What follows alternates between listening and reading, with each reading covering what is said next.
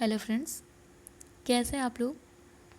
देखिए, जो नई शिक्षा नीति है उसको कैबिनेट से मंजूरी मिल गई है और आइए जानते हैं कि ये जो नई शिक्षा नीति लागू हुई है उसमें क्या क्या इम्पोर्टेंट पॉइंट्स हैं। इसमें तो जो मानव संसाधन विकास मंत्रालय है उसका नाम बदल के शिक्षा मंत्रालय कर दिया गया है, MRD का नाम बदल दिया गया है। और ये जो नई शिक्षा नीति लागू हुई है ये करीब 30 साल के बाद से किसी नई शिक्षा नीति को मंजूरी मिली हुई है। अब जो उच्च शिक्षा है उसके लिए एक ही नियामक संस्था होगी। और नेक्स्ट पॉइंट ये है कि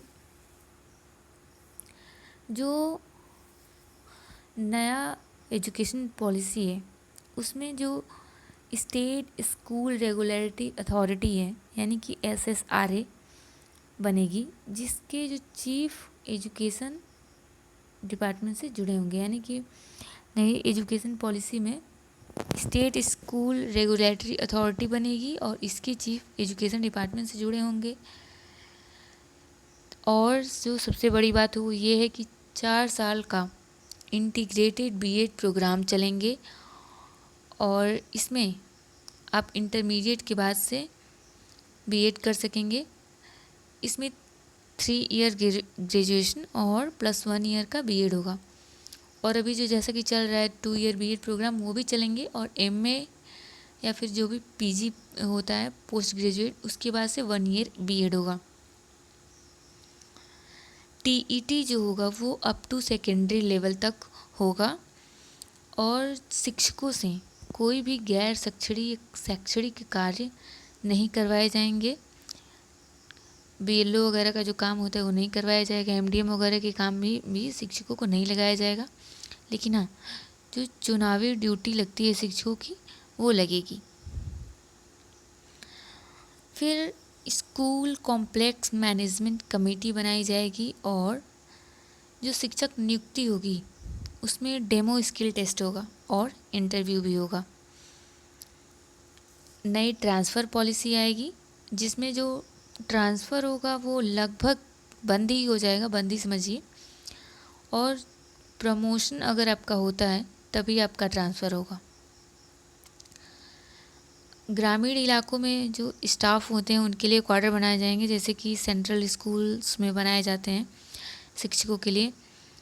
और RT, अभी जो RT है राइट टू एजुकेशन वो 6 से 14 वर्ष के बच्चों के लिए है, और लेकिन इसकी जो उम्र की सीमा है वो बढ़ा के 18 वर्ष कर दी जाएगी। एंड नेक्स्ट पॉइंट है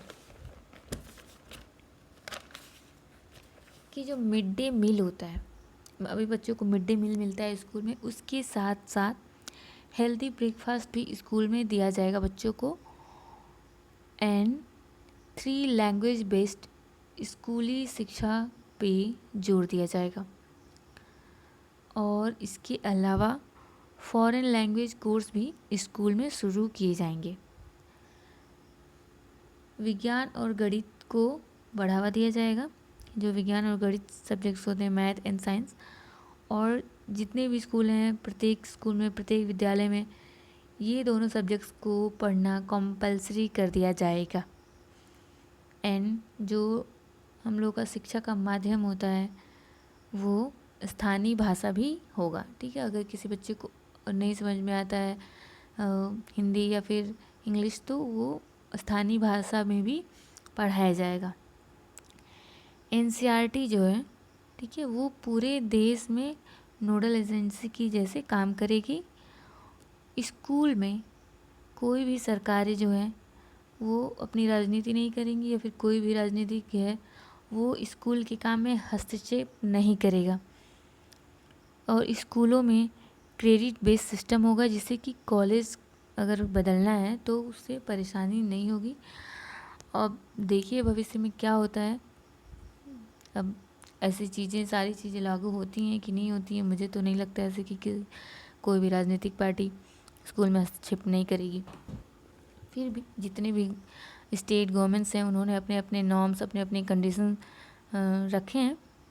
लेकिन जो भी नियुक्ति सेंट्रल बेस्ड पे होगी मे बी उसमें ये सारी चीज़ें जो हैं वो डेमो क्लास एंड इंटरव्यू वो फॉलो हों। ठीक है, ओके। Thank you.